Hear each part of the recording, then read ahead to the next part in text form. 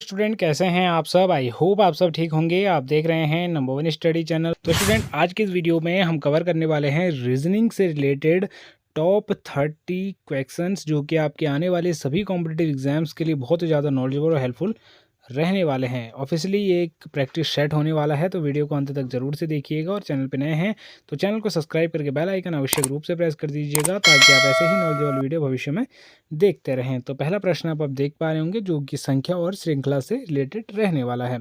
आप देख पा रहे होंगे 1, 4, 9, 16, 25 ये संख्याएं दी गई हैं और अगली संख्या के लिए यहाँ पे क्वेश्चन मार्क दिया गया है कि अगली संख्या क्या आएगी। तो अगली संख्या आएगी स्टूडेंट 36। ऑप्शन बी सही जवाब है 36। अब कैसे आएगी, तो आप देख पा रहे होंगे कि लगातार प्राकृतिक संख्याओं के वर्ग में जो है कि श्रृंखला है। प्राकृतिक संख्याओं के वर्ग में श्रृंखला है, तो अगली संख्या जो आएगी वो 36 आएगी।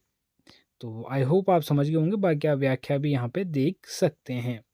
अगला प्रश्न है अक्षर श्रृंखला से, तो ACFJO, तो अगला शब्द क्या आएगा, अगला आएगा वी। ऑप्शन बी सही जवाब है वी। क्यों? क्योंकि यहाँ पे जो है कि प्लस होते जा रहे हैं, एक जो है कि बीच में गायब है। तो आप देख पा रहे होंगे ए है, बी गायब है तो सी है, डी गायब है तो एफ है। इस प्रकार से जो है कि प्लस प्लस होते जा रहा है, तो एक प्लस उसमें हो रहा है, तो इसीलिए ओ के बाद एक अक्षर गायब है तो वी आ जाएगा इसमें ना।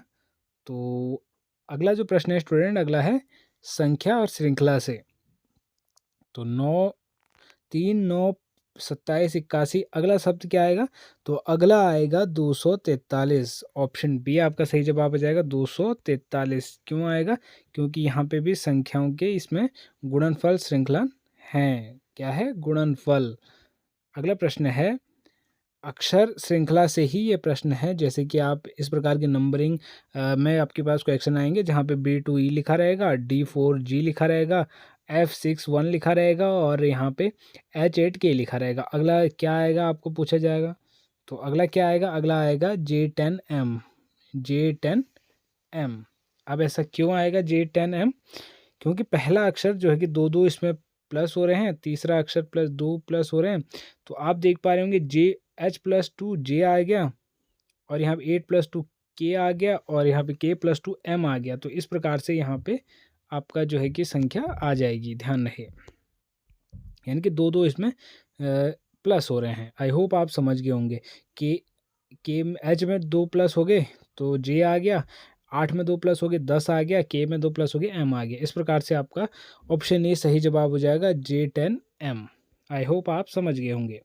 अगला प्रश्न है संख्या श्रृंखला अंतर का आधिकारित है, अंतर पर आधिकारित है। श्रृंखला ये अंतर पर आधिकारित है। तो आप देख सकते हैं 7, 10, 16, 25, 37। अगला क्या आएगा, अगला आएगा 52। क्या आएगा? 52। तो आप देख सकते हैं कि अंतर क्या आ रहा है, 15 का अंतर आ रहा है। तो 37 + 15 आपका जो है कि 52 हो जाएगा। ध्यान रहे, इसी प्रकार से इस क्वेश्चन सॉल्व किए जाते हैं। अगला प्रश्न आप देख पा रहे होंगे इस प्रकार के आपके सामने आ जाएगा, A B आ जाएगा, D आ जाएगा, GH आ जाएगा, J क्या आ जाएगा। अगला पूछा जाएगा अगला क्या आएगा, तो अगला MO आएगा। क्या आएगा? MO। MO कैसे आएगा? क्योंकि प्रत्येक समूह से लगभग 2 अक्षर हैं, 2 समूहों के बीच में एक अक्षर का अंतर है। AB जैसे C छोड़कर, D F छोड़कर, GH I छोड़कर, JK L छोड़कर, MO। तो ये आपका सही जवाब हो जाएगा MO, क्योंकि एक अक्षर छोड़ा जा रहा है। इस प्रकार से क्वेश्चन बहुत बार एग्जाम में पूछे जाते हैं स्टूडेंट, तो आपको बिल्कुल नहीं घबराना है, उन आसान ट्रिक में आप सॉल्व कर सकते हैं। अगला प्रश्न है, देख सकते हैं संख्या दी गई है 0, 6, 24, 60, 120। तो अगली संख्या पूछी जा रही है कि अगली संख्या क्या आएगी। तो अगली संख्या आएगी स्टूडेंट ऑप्शन बी 210। अगली संख्या 210 आएगी। क्यों आएगी? आप यहाँ पे व्याख्या देख सकते हैं कि ये मल्टीप्लाई होते जा रहा है। अगला प्रश्न है ZXVTR। अगली संख्या क्या आएगी? तो अगला आएगा P। अगला क्या आएगा? P आएगा स्टूडेंट, क्योंकि यह -2 में घट रही है तो R-2 बराबर P आ जाएगा। R-2 बराबर क्या आ जाएगा? P आ जाएगा। अगला प्रश्न है स्टूडेंट 5, 12, 27, 58, 121। तो अगली संख्या क्या आएगी? अगली संख्या आएगी 248। ऑप्शन बी सही जवाब हो जाएगा 248। क्यों? क्योंकि आप यहाँ पे व्याख्या पढ़ सकते हैं, आपको इजीली समझ में आ जाएगा। अगला प्रश्न है, कोड दिए गए हैं जैसे कि CDE दिया गया है, FGH दिया गया है, IJK दिया गया है, LMN दिया गया है, तो ऐसे कोड को कैसे हल करते हैं स्टूडेंट? तो अगला सेंटेंस क्या आएगा? तो अगला जो वाक्य आएगा स्टूडेंट वो आएगा OPQ। OPQ क्यों? क्योंकि प्रत्येक समूह में लगातार 3 अक्षर हैं। अगला समूह N के बाद O से शुरू होगा तो OPQ आपका सही जवाब हो जाएगा। ये इजी क्वेश्चन होते हैं स्टूडेंट, जो आपको हार्ड दिखते हैं। अगला प्रश्न आप देख पा रहे होंगे, संख्या दी गई है 1, 8, 27, 64, 125। तो अगला अक्षर क्या आएगा ये पूछा गया है। आगे आएगा 216। 216 कैसे आएगा? ये लगातार प्राकृतिक संख्याओं के घटने के क्रम में ये दिए गए हैं, आप देख पा रहे होंगे व्याख्या, तो आप समझ गए होंगे। अगला प्रश्न दिया गया है AZBYCXDW, तो अगला क्या आएगा? अगला आएगा EV। क्या आएगा? EV। पहले अक्षर की श्रृंखला प्लस और जैसे ABCD दूसरे अक्षर की जो है कि श्रृंखला विपरीत, जैसे कि ZYWV, तो EV जो है कि सही जवाब हो जाएगा। मान लीजिए A तो Z दिया गया है, B है तो Y दिया गया है, तो EV सही जवाब हो जाएगा A। अगला प्रश्न स्टूडेंट, दशमलव संख्या श्रृंखला, तो देख सकते हैं आप 0.5 दिया गया, 1.5, 4.5, 13.5, तो अगला क्या आएगा? अगला आएगा student option A 14.5। Option A सही जवाब हो जाएगा 14.5। अब ये क्यों? गुणनफल के हिसाब से यहाँ पर जो है कि संख्याएं आ रही हैं, आप चाहें तो कैलकुलेट कर सकती हैं, यानी कि स्क्वायर हो रहा है उतने का। क्या हो रहा है स्टूडेंट? स्क्वायर हो रहा है। अगला प्रश्न है, संख्या दी गई है, आप देख पा रहे होंगे 1, 1, 2, 3, 5, 8 संख्या दी गई है, तो आगे कौन सी संख्या आएगी? आगे आएगा ऑप्शन सी 13। क्या आएगा स्टूडेंट? 13 यानी कि 13 आएगा। अगला प्रश्न है स्टूडेंट, WUSQO,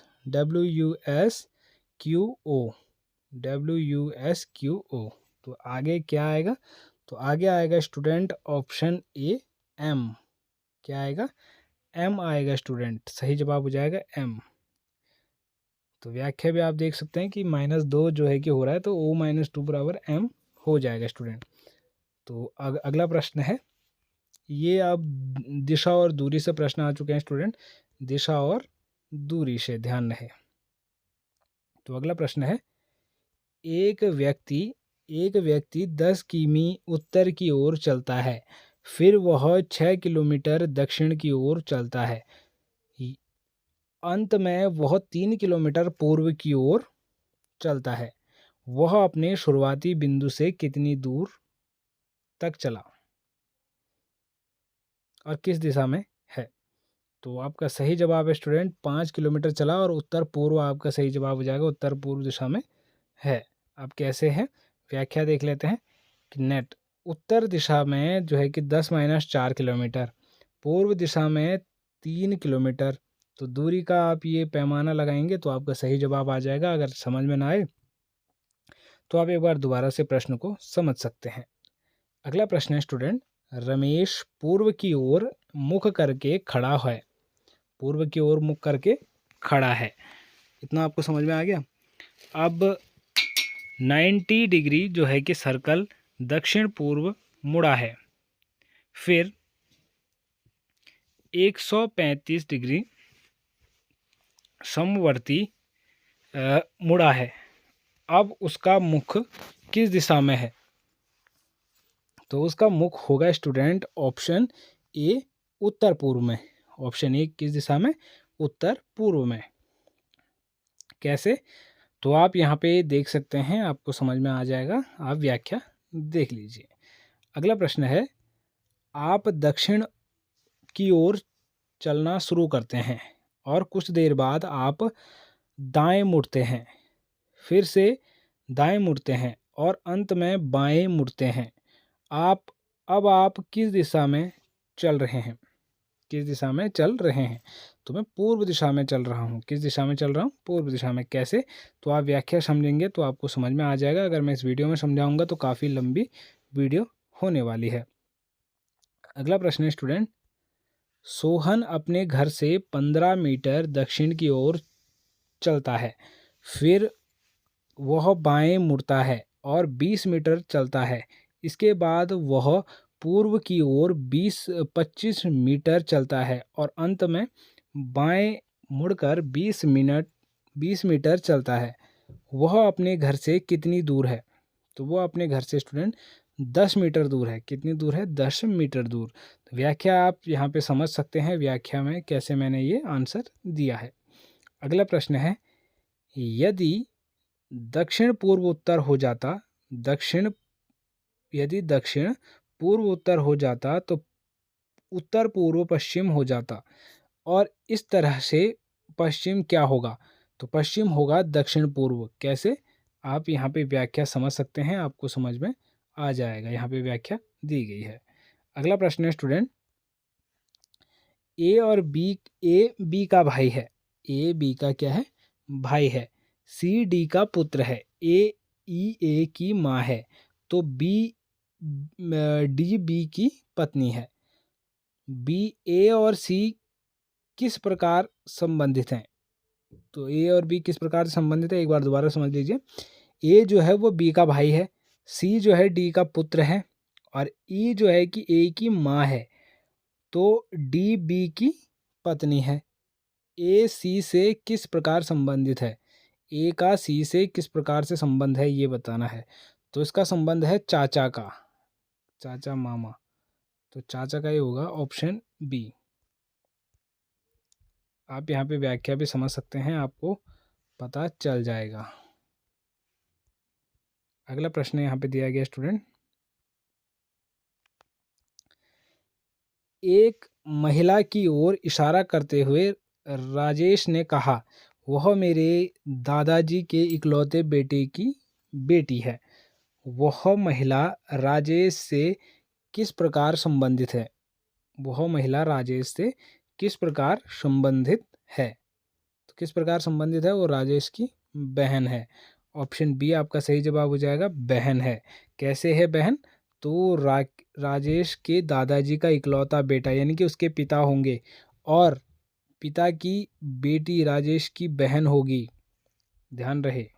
अगला प्रश्न है स्टूडेंट, पी क्यू का पति है तो आर क्यू की बहन है, एस आर की माँ है, टी एस का बेटा है, पी टी से किस प्रकार संबंधित है? आप समझ गए होंगे। तो पी टी का जीजा है। ऑप्शन ए आपका सही जवाब हो जाएगा, क्या है? जीजा है। आप यहाँ पे समझ सकते हैं, आपको व्याख्या में इजीली यहाँ पे समझ में आ जाएगा। अगला प्रश्न है स्टूडेंट, ए और बी दोनों भाई हैं, सी और डी दोनों जो है कि सी और डी बहनें हैं। ए का बेटा डी का भाई है और बी सी से किस प्रकार संबंधित है? बी सी से किस प्रकार संबंधित है ये आपने बताना है। तो किस प्रकार संबंधित है? वो उसका चाचा या मामा है। क्या है? चाचा या मामा। ऑप्शन बी आपका सही जवाब हो जाएगा स्टूडेंट। यहाँ पर आप व्याख्या में समझ सकते हैं, ऑप्शन ए। अगला प्रश्न है स्टूडेंट, एक परिवार में 6 सदस्य A B C D E F हैं। बी सी का बेटा है लेकिन सी बी की मां नहीं है। ए और सी एक विवाहित जोड़े हैं। ए और सी एक विवाहित जोड़े हैं। सी का भाई है, डी ए की बेटी है, एफ बी का भाई है। परिवार में कितनी महिला सदस्य हैं? तो 2 महिला सदस्य हैं। कितनी महिला सदस्य हैं? 2 महिला सदस्य हैं। आप यहाँ पे व्याख्या देख सकते हैं, आपको पता चल जाएगा। तो ये थे स्टूडेंट टॉप क्वेश्चंस जो कि रीजनिंग से रिलेटेड हैं और आने वाले सभी कॉम्पिटिटिव एग्जाम्स के लिए बहुत ही ज़्यादा नॉलेजेबल और हेल्पफुल रहने वाले हैं। तो आई होप आपको वीडियो पसंद आई हो स्टूडेंट। तो मिलते हैं एक नई वीडियो के साथ, तब तक के लिए बाय बाय, टेक केयर।